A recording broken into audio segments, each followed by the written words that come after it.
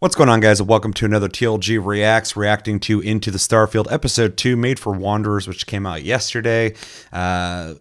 Starfield, game that they've been talking about for a while, but we're not really seeing a whole lot on. Hopefully, we get some info that we haven't gotten before on this. And maybe some gameplay. I'm not going to hold my breath, but we'll see. But yeah, my name's Seth. Joining me today is Sarah, and we're going to be reacting to this episode and talking about it. Before we do that, I want to remind you guys that we have a new channel out called TASTYFLIX, which hopefully there'll be a link down below. I tried to do it in the last episode, and YouTube thought it was a spam account or something and wouldn't let me post. So that was kind of stupid. But TASTYFLIX is our anime, movie, and TV channel where we're talking about anime, movies, and TV. So if you're interested in any of that, go check that out. And we will be doing a The Batman review over there. If you're curious about our thoughts on that, it will have spoilers.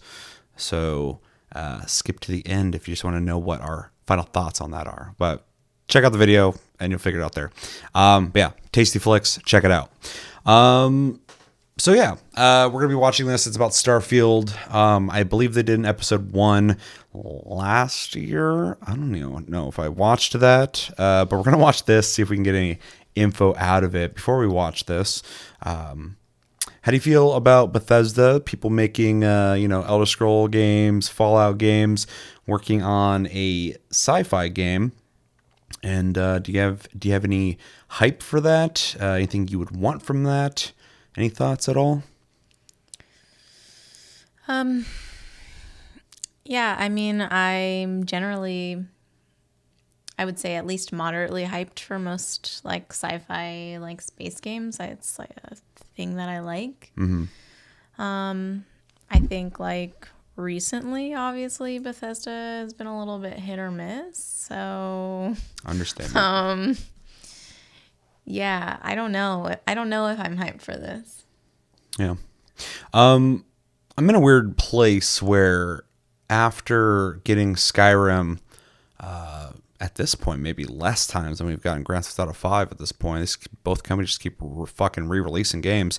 But after getting that so many times, getting some Fallouts I'm not a big fan of, I have kind of lost my way with Bethesda games at this point. But it's been so long that they've since they've last released like a brand new game and not just like something they just made real quick like Fallout 76, that I do have an interest, a curiosity on what the next generation of games they make are, that being Elder Scrolls 6 or Starfield.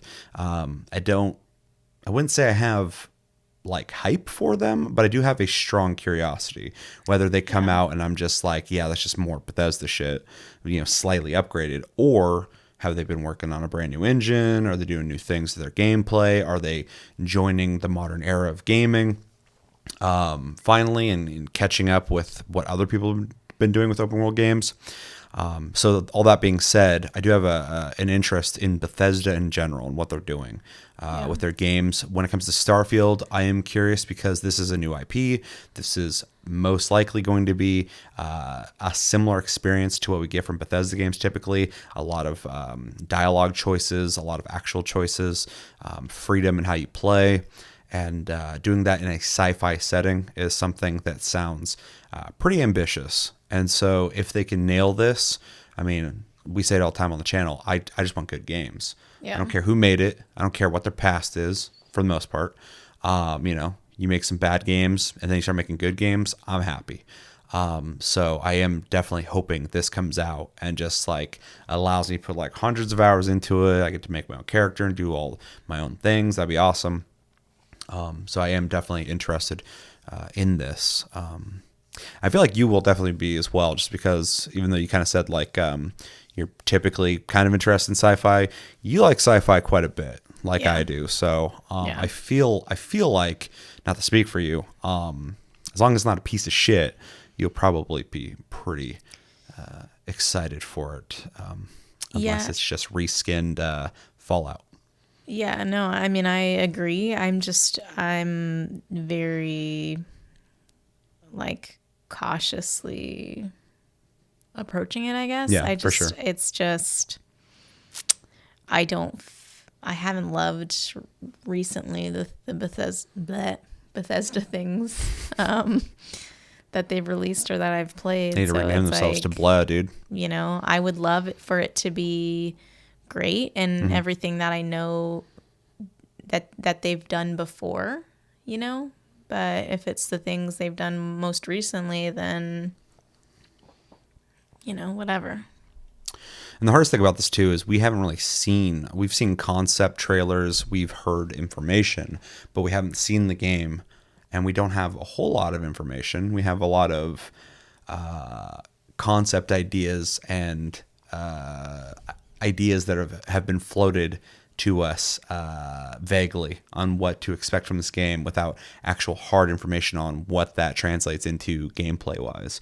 So it is kind of hard to really, unless you're just like a diehard fan or just really banking on this game being amazing, I think it is kind of hard to be like full hype mode for this. Yeah. Unless you're just like really satisfied with everything Bethesda's been doing, then I mean, yeah, this is going to be right up your alley most likely. Hopefully, unless it's like another situation where Fallout fans are surprised by Fallout 76 not being as good as they were hoping, being made in like 5 months. They fucking pop that thing out real quick. So we should probably just watch this and then we can discuss what they talk about. You ready? Yep. All right, let's do this. This is Into the Starfield Episode 2, made for Wanderers in 3, 2, 1, and go. It's a level of immersion that we really focus on. You're not just playing a game, but you're living in this world, in this universe. It's a giant open world for the player to do what they want. You feel like you've had an impact in the world. You really feel like you're there. There's certain, types of entertainment where you're just experiencing it. You're taking in what the creator wants you to see, and they draw that dotted line between this happens, go here, do this. The more that we can put you in the situation where you're going to decide. That's what makes video games the best form of entertainment that they are. Elden Ring? Is he talking about Elden Ring? He's not talking about anything, dude. True.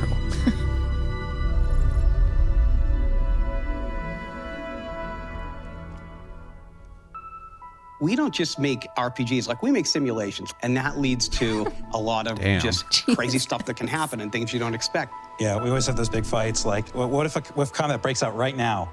Right, you have to handle that, right? Because it could. You can't control it. The only thing you control is that the game has to account for it somehow. We embrace the chaos, let it play out, and usually it's pretty fun. A lot of us have been doing this for a long time together. And it's nice with Starfield to go back to some things we didn't do, the backgrounds, the traits, the defining your character, all of those stats. And I think there's so many games now that do those things that people are ready for something that does a lot of the things that, older hardcore RPGs, some that we used to do, doing those again in a new way. We've always allowed the player to, in any game, to create really interesting, unique characters. Like this Marlon, game, please. we've definitely severely leveled up. The tech is based on scanning of real-world models, similar to the photogrammetry we do in our landscapes. We're kind of applying the same thing to our people as well, because it's not just the appearance of your player and all that, but we want all the personal interactions of NPCs, other characters in the game, to be as impactful as possible. And for that, you have to believe these are real people. You're a real person interacting with real people. One of the big choices is which part of the game world am I going to engage in? We always make a bunch of different groups that represent some of the major factions I feel like in every game. And in this one, we've got the United Colonies that represents the future of Space Republic, idealized. You also have the Freestar Collective, which is the space Western fantasy. People that are out there on the frontier. We've got Ryujin Industries, which represents corporate life. I think it has one of the best starts of any of the factions we've done. It's a megacorp, and you get hired, right? Like that you would do, right? We'll play for our job. We'll see if you cut the mustard. Right. Yeah, I love approaching it that way, where, okay, what makes the world feel whole? What are the the concept groups art's that would really make cool it feel looking, whole and believable? but and then how is it does the gonna player look interact like with this? them? What we're doing Like with drawings? the pirates, the Crimson Fleet as well. They're not just this foe. Let the player join them. What does that mean? The cool thing about Crimson Fleet, what if you're a good person and you want to be a good player and you don't want to play as a bad guy? You can side with the pirates, or you can report back your superiors and be like basically space cop type of thing. So it lets you be a good person and still he play did with the with bad Marker. guys. I think that's really cool too. It seems like no matter what story we write, the one the players tell themselves is the one that they think about and love the most, and the companions. Hello, Captain. Dang. How may I be of assistance? So something we really, leaned into on this game, how those other characters felt about you. That's probably my favorite part. Like when you're exploring and then your companion makes some comment off the cuff about something that you're checking out or something that just happened. It just feels so perfect for immersion. It's so believable. You think it's a real person. So, we knew we wanted to do some kind of persuasion minigame thing. Yeah, we sat down and it was funny. We didn't start with, let's do an evolution of, let's look back at the old Oblivion system, but there are a couple of beats there. You have to think about, what's my risk here, right? Which one do I want to choose? We didn't want it to be a system where there was definitely the right thing to say. It feels like you're having a conversation where you're actually trying to persuade somebody of something. So it's actually, I think it's, as far as new systems in dialogue, I think it's definitely one of the most successful ones that we've had. Yeah. I think when we knew we were making a game about space, you ask yourself certain questions, and that question is, what is out there? And so, as a game, we have romance, adventure, mystery, but I think with Starfield, there's this other layer of, the cosmos and the universe and what is out there. At the end of it, we want the players to have told their own journey, but then look back at it and we're asking the big questions. Why are we all here? Where is it leading? And what's next for humanity? Today, dude? Let's start today? Dang. Start today. I don't even know what I'm starting. Yeah, no, I'm on the same page. We got some tidbits of ideas again from this, though. They talked about kind of like factions, almost reminded me of guilds in Elder Scrolls games, even Fallout, where you join people. They talked about the morality of that. You're trying to be good, bad. Certain people you might not want to join up with if you're being good, and all that stuff. Nothing revolutionary really in anything, but for a Bethesda game, for sure, this is stuff they've dabbled in before, but it's always been a factor I've always really enjoyed in their games, being able to have these kind of like alternate routes for getting missions and having objectives and stuff like that. They talked about that they don't make games, they make simulations, which is an interesting thing to hear from them. I get where they're coming from, but I think that's quite the claim. Yeah. You guys aren't making Flight Simulator, it's you're making games of choices. It's which so matter-of-factly too. Yeah, it wasn't even like this is what our goal is. It's just like, that's what we do. I feel like that's just something in the office they just tell each other. And they just naturally came out. They're talking about companions. We saw the robot, which is pretty cool. It seemed like a couple of the images we saw were at least in-engine renders, and they looked better than what I would expect from, what we typically get from Bethesda, which has been a while since we have got anything new from them. So that's cool. Really, we got a lot of just conceptual ideas and a lot of things I honestly expect to hear from Bethesda with any game that they're working on. Yeah. The big thing that kind of actually piqued my interest, though, outside of the concept art, which I like sci-fi. It's hard to, unless it's really generic looking, I'm typically into whatever kind of sci-fi. And I think the sci-fi here is better than average looking. It's pretty cool looking. But the thing that piqued my interest was the idea of how all these games are doing systems that they have done, which is true. There was a time where Bethesda was kind of a leader in open world design. They're not anymore, and they haven't been for a long time. Mm-hmm. But in a weird way, they kind of acknowledged that. And they talked about how they can do these systems as well, which they're gonna, but they're looking back at older RPGs and deeper systems and how they can reconfigure that. And honestly, the whole video, that's the part outside that guy's hand tattoos that made me really go, that's interesting. They're talking about a persuasion system. They weren't detailed about it, but they said it was like a mini game. Now that could be fucking from like literally anything that's like simple, like move your stick over here or there to kind of persuade someone, to actually, getting in deep with like systems, and they made it sound like you are actually using dialogue to navigate this. So that sounded pretty cool to me, especially in games like theirs where you have a lot of choices and a lot of dialogue with different characters, and you're talking with different guilds and clans and shit. The idea of having more systems involved with persuasion is definitely something I'm interested in. Yeah. Overall, though, it's pretty interesting stuff. I'm still waiting to see something that can wow me in terms of gameplay, but conceptually, I mean, people can talk ideas all day. I could repeat everything they said and not have a project at all. So I'm not saying they don't have one. I'm just saying I could do the same, like, ambiguous speak of ideas, but without something in front of me, it's hard to get excited for it. But at the very least, I like where their head's at, and I hope they can realize what they're saying in a way that satisfies me, but everybody. Yeah, I mean, I generally agree. I just felt, I mean, like you said, like just them talking, it doesn't, there's nothing, I haven't seen anything. Mm-hmm. It's like they all had a dream and they're just kind of chatting about it. They had a shared dream? Yeah. There's nothing, they all sleep there's in the same nothing bed, there. dude. They didn't even, nothing even specific, Mm-hmm. They've had other games with factions and choices and whatever. Like, if it's done well, if it lives up to these sort of like grand scale ideas that they just like are sitting around talking about, then yeah, I mean, that's great. I hope it does, but I haven't seen anything to make me think that it will. Yeah. So, besides that dude's scorpion tattoo. I feel like he probably got that like a long time ago, when he was like a young up and coming 100%. developer. Because those don't They're look like such weird tattoos. Those don't look like modern day tattoos. But we're not here to talk about tattoos. You're not here to talk about tattoos.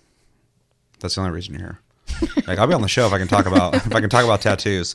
Hopefully somebody has them. Otherwise, I'm going to talk about random ones. Yeah. We lucked out. So outside of not seeing anything, which we can go over again and again until they actually do show something, and they will eventually. But I always think it's kind of weird to try and build hype for a game for too long. I get early concept stuff, but if you're going for a while, just promising things, it's a real good way to disappoint people. Eventually, over promising things. But outside of that, what do you think of the concept art we saw? What do you think about robot companions? What do you think about a persuasion system? What would you like to see in that? I like all those things. I'm a big fan of systems like that allow you to give your character your own flavor, to kind of customize how you play the game. Black cherry. Yeah. Fucking. So if it's done well, I think that's great. As long as it feels authentic. Like sometimes it's just, these like kind of like stickers you put on it and it doesn't actually change anything. It doesn't actually, like it's just the same game and you're just like, it's got like a different filter over it or something. It doesn't actually let you customize anything. But, if it's done well, I think it's great. It's been done well and it's not been done well. I don't know. I guess I don't have enough information from them. I do love Robot Companion though. I liked Robot Companion a lot. That was my favorite part. I am curious if, and I'm sure there'll be multiple companions like all the other games they've made, but I think it'd be kind of cool if you could actually upgrade and kind of like customize your robot if you had one. Yeah. Or if it's like a character that has like a hard story and you have to like do his quest line, like a lot of their games, then you get other companions that also have quest lines that you got to go through, which would also be cool. But it'd be kind of cool. I mean, it's nothing new where like you can like actually put armor on your companion in games too. So it'd be kind of cool to put like parts on the robot that changed his appearance and abilities. That'd be fucking dope. I'd be all about that. Yeah. The big thing too, I keep thinking about when it comes to this game. This has nothing to do with this video we just watched, but we're talking about Starfield. So here I am. This is a sci-fi game, so it's obviously, I'm assuming, maybe I'm wrong, maybe it's Dune, gonna have guns. I'm wondering if it's gonna be like Fallout, where like the shooting is pretty meh, and then the VAT system is pretty cool, and feels kind of like an RPG or more like an RPG, or if it's gonna be more of a shooter with RPG mechanics. And if it is, I hope Bethesda can tighten up their controls, because the games they've made up until this point lend themselves well to first-person RPGs, but not to a smooth and reliable experience when it comes to shooting in games. So that's just something I keep thinking about when I think about the concept of going around talking to people, doing missions, and inevitably, I assume, shooting at things. I'm curious if they're just going to do the Fallout thing or not. But with everything that they're talking about, it sounds like they are bringing a lot of their old systems, but also rethinking old systems to enrich the RPG experience. So it's very interesting sounding. Yeah, I think they have a lot of big ideas, and if they, can pull all that off, that's. I think the game's going to be great. Yeah.